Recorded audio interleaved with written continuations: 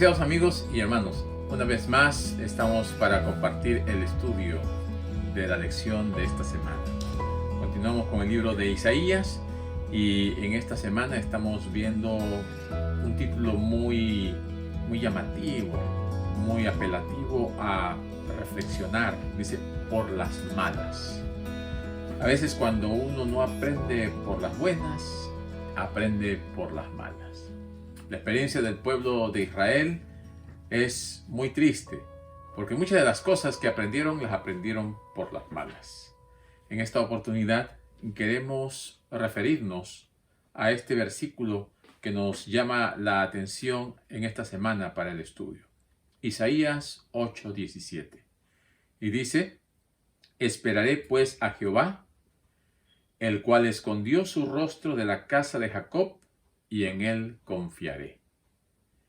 Esperar en Jehová es importante. Cuando el Señor esconde su rostro es porque nosotros lo hemos abandonado a Él, le hemos dado la espalda. Pero en Él debemos confiar. El Señor es el único que puede solucionar nuestros problemas. Al comienzo de la lección de esta semana se relata la historia interesante de un incendio en donde llegaron los bomberos y no podían colocar la escalera, y había una niña que no veía. Le decían que había una red allí para poder recepcionarla si es que se aventaba del cuarto piso, pero no lo hacía.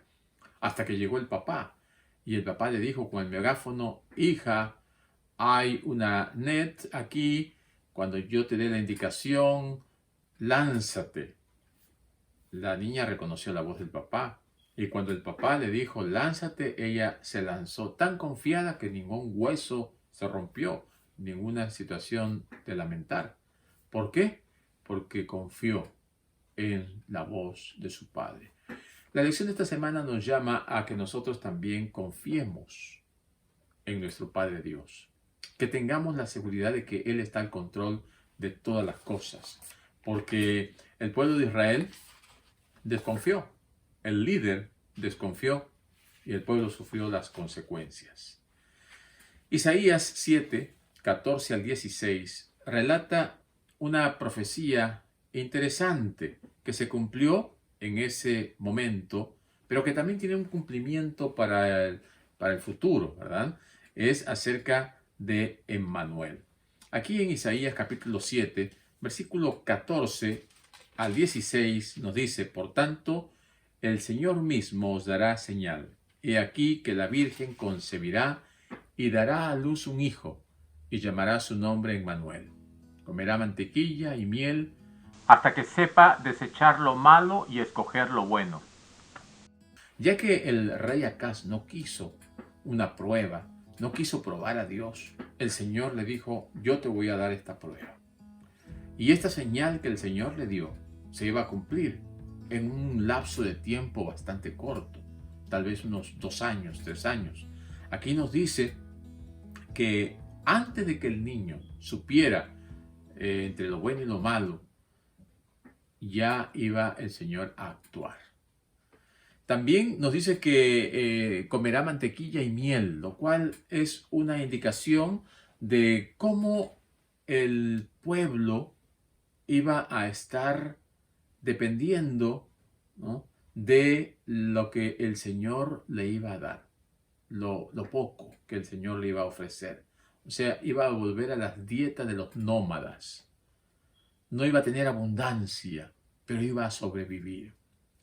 ¿Por qué? Porque los asirios iban a venir, iban a invadir todo, iban a destruir los campos, las cosechas, y ellos iban a tener que sufrir las consecuencias de estos errores de su rey.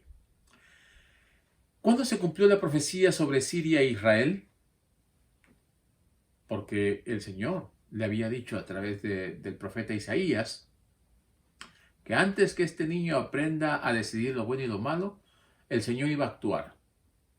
El Señor iba a destruir a estas 2 naciones que se estaban queriendo poner por encima de la nación de Judá. Así que el Señor actuó realmente. El Señor obró poderosamente. Miren ustedes, la lección trata de mostrarnos la situación en la cual se encontraba Acaz. Acaz había sido amenazado por el rey de Israel, ¿no? Peca, y también por el rey de Siria. Y de esta manera se sintió atemorizado. Pero viene el profeta Isaías y le dice, no tengas temor. Dios puede ayudarte y librarte de estos enemigos. Pero él no confió en Dios. Entonces se fue a hacer alianza con el rey de Asiria, con Tiglat-Pileser. Y le dijo, mira, aquí te traigo oro y plata, y le trajo recursos para que el otro pudiese acceder a su petición. Y le dijo, ¿qué quieres que yo haga? Mira, me está amenazando Israel y Siria. Ah, yo me encargo de ellos. Y es cierto, se encargó de ellos. Pero también sus ansias de poder lo llevaron a tomar al pueblo judío como parte de su botín. Así que Acaz ahora estaba sometido. Acaz ahora estaba en manos de los asirios y estaban tributando y estaban llevando una situación incómoda. También la lección nos dice aquí, poco después de que Salmanasar V reemplazara a Tiglat-Pileser III, el rey Oseas cometió un suicidio político porque se rebeló contra los asirios. ¿Y qué hicieron los asirios? Vinieron y destruyeron completamente a la nación israelita. En el 721, los asirios destruyeron Samaria y también destruyeron Damasco. Esto nos muestra que la palabra de Dios se cumple, que Dios dice algo y Dios actúa, Dios obra de tal manera que se pueden ver sus obras de una manera maravillosa. ¿Cuáles fueron las consecuencias? Consecuencias previstas. Aquí en Isaías 7:17 dice, Jehová hará venir sobre ti, sobre tu pueblo y sobre la casa de tu padre días, cuales nunca vinieron desde el día que Efraín se apartó de Judá, esto es el rey de Asiria. Y acontecerá que aquel día silbará Jehová a la mosca que está en el fin de los ríos de Egipto y a la abeja que está en la tierra de Asiria. Vemos que aquí el profeta Isaías no utiliza imágenes, ¿verdad? Como usa Daniel o como se usa en Apocalipsis, pero aquí utiliza esta figura de la mosca y de la abeja, ¿no? Representando a estas naciones que podían ser destruidas fácilmente. Ahora Dios, por medio del profeta, le está diciendo que el resultado de su desconfianza, de su falta de fe, iba a traer sufrimiento y dolor. Aparte de todo esto, Acaz, una vez que se hizo tributario y se hizo siervo de los asirios, también adoptó sus ídolos. Y él, viéndose sometido, dijo, voy a adorar a los ídolos que han vencido, ¿no? A esos dioses que han sido victoriosos. Y ese mismo altar que él vio allá, lo hizo replicar y comenzó a hacer lugares altos, comenzó a hacer altares, comenzó a adorar a todos estos baales, a todos estos ídolos. Y esto pues lo llevó a apartarse completamente de Dios. Nosotros no debemos ver las cosas que hay en el mundo, no debemos ver las cosas que otros hacen. Tenemos que poner nuestros ojos en las cosas de Dios, en las cosas que son eternas, porque las cosas terrenales son pasajeras y temporales, mas las cosas espirituales son eternas, las cosas de Dios son para siempre. ¿Qué hay en un nombre? Porque el Señor ahora utiliza al profeta Isaías y a sus hijos para llamar la atención al pueblo. Recordemos que Isaías significa Jehová ha salvado. Pero ahora le da la señal de que una virgen, una mujer joven, iba a tener un hijo y el hijo se iba a llamar Emmanuel. Y esto iba a ocurrir ya, porque el Señor iba a actuar y Acaz iba a ver con sus propios ojos lo que el Señor iba a realizar. ¿Cómo se llamó el hijo de Isaías? Maher Salal Hasbaz, que significa el despojo se apresura, la presa se precipita, o pronto el saqueo, pronto al saqueo, presto al botín. Y esto ocurrió.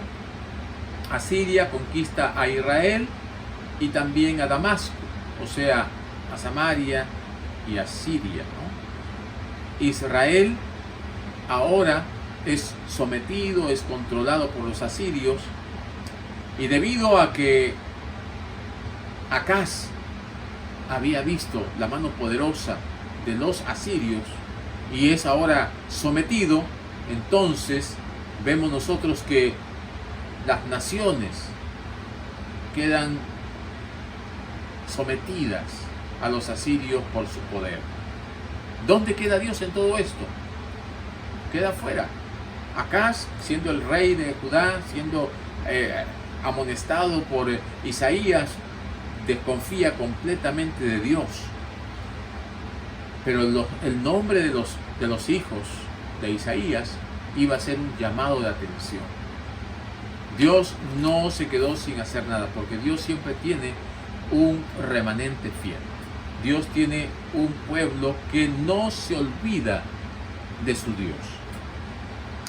¿Qué pasa cuando nosotros confiamos en Dios? No hay nada que temer. No hay nada que nos pueda vencer si es que nosotros ponemos nuestra confianza en Dios. Aquí en el capítulo 8, versículo 11, dice: porque Jehová me dijo de esta manera, con mano fuerte, y me enseñó que no caminase por el camino de este pueblo, diciendo: no llaméis conspiración a todas las cosas que este pueblo llama conspiración, ni temáis a lo que ellos temen, ni tengáis miedo. Aquí nos da un mensaje de confianza. No debemos tener miedo. Acaz tuvo miedo. Acaz estaba atemorizado por, primero, los sirios y por Israel. Y ahora está atemorizado por Asiria. O sea, el temor a Dios no había. No estaba confiando en el Señor. No tenemos nada que temer cuando tememos a Dios. Apocalipsis 14, 6 al 12 también nos dice que el mensaje de los tres ángeles proclaman un mensaje mundial de temer a Dios y darle gloria. Porque el temor a Dios es reverencia, es respeto, es adoración, reconocerlo como el Todopoderoso. Recordemos que el verdadero amor echa fuera el temor. Dios es amor y en Dios no hay temor. Y el que confía en Dios tampoco va a tener temor. Por eso es importante que en esta época en que vivimos, en que la gente desconfía de Dios, en que es fácil para nosotros a veces poner en tela de juicio las promesas de Dios. Así como ocurrió con el pueblo de Israel, hoy día también ocurre. Nuestra fe se debilita, nuestra confianza en Dios se apaga, porque estamos perdiendo nuestra conexión con Él, nuestra relación con el Señor. Y a veces, como Isaías, que vino a casa de darle un mensaje de Dios, también el Señor nos envía mensajes, pero nosotros hacemos oídos sordos. A veces no hacemos caso, o a veces vamos por el camino que mejor nos parece, usando nuestros propios razonamientos, nuestras propias conclusiones, y a veces ponemos pretextos al mensaje de Dios. Mis queridos amigos, continuando con la lección, nos dice la parte del día jueves: el abatimiento de los ingratos, muerte en vida. ¿Qué es lo que estaba pasando ahora que ellos habían desconfiado completamente en Dios? Todas las prácticas paganas se habían introducido Ahora ellos comenzaron a confiar en los adivinos, en los encantadores, dejaron de lado la palabra de Dios. Isaías capítulo 8, versículo 18 dice: he aquí, yo y los hijos que me dio Jehová somos por señales y presagios en Israel, de parte de Jehová de los ejércitos que mora en el monte de Sión. Y si os dijeren, preguntad a los encantadores y a los adivinos que susurran hablando, responded, ¿no consultará el pueblo a su Dios? ¿Consultará a los muertos por los vivos? Si Isaías está diciendo esto es porque esta era una realidad en aquel tiempo. Hoy en día también nosotros estamos viendo un despertar de todas estas cosas. Todas estas religiones paganas se están modernizando, se están haciendo contemporáneas, se están presentando con un matiz más renovado. La nueva era, las religiones orientales disfrazadas de cristianas, en donde se está enseñando acerca de confiar en los espíritus de los muertos o consultarlos, o se está creyendo en que uno puede reencarnarse en otro ser o en otra especie o en otros niveles. Todas estas cosas están pululando en el ambiente y tú y yo, mi querido amigo y hermano, estamos en peligro si es que no ponemos nuestra confianza en Dios. Hay muchos muertos en vida. ¿Por qué? Porque han dejado la fuente de vida de lado, que es Dios. ¿Qué es lo que nos trata de decir la lección en esta semana? En esta semana, la lección nos dice: confiemos en Dios. No tengamos temor del enemigo. No tengamos temor de este mundo. No tengamos temor de lo que el hombre pueda hacernos, porque pueden matarnos a nosotros, pero no podrán destruirnos eternamente. Dios es nuestra fuente de vida. Dios es nuestro apoyo y nuestra fortaleza. La lección de esta semana trata de movernos a la acción, a la confianza. En los tiempos de los hebreos había una clase de personas que pretendía, como los espiritistas de nuestros días, mantener comunicación con los muertos. La Biblia declara que los espíritus protectores, o los espíritus de los familiares muertos, ¿no?, como se llamaban a los visitantes de otros mundos, son espíritus de demonios. No hay tal cosa de que un espíritu guardián o espíritu de los amigos o de los familiares. No, es Satanás que está tratando de mostrarse a un mundo que no tiene a Dios, que está tratando de llegar a tientas a una salvación que es falsa. El espiritismo, que hoy cuenta con centenares y miles y tal vez millones de seguidores, se ha abierto camino en las sociedades científicas, ha invadido iglesias, ha encontrado favor en cuerpos legislativos, en las cortes de los reyes. Este engaño colosal no es sino la reaparición bajo un nuevo disfraz de la hechicería condenada y prohibida en la antigüedad.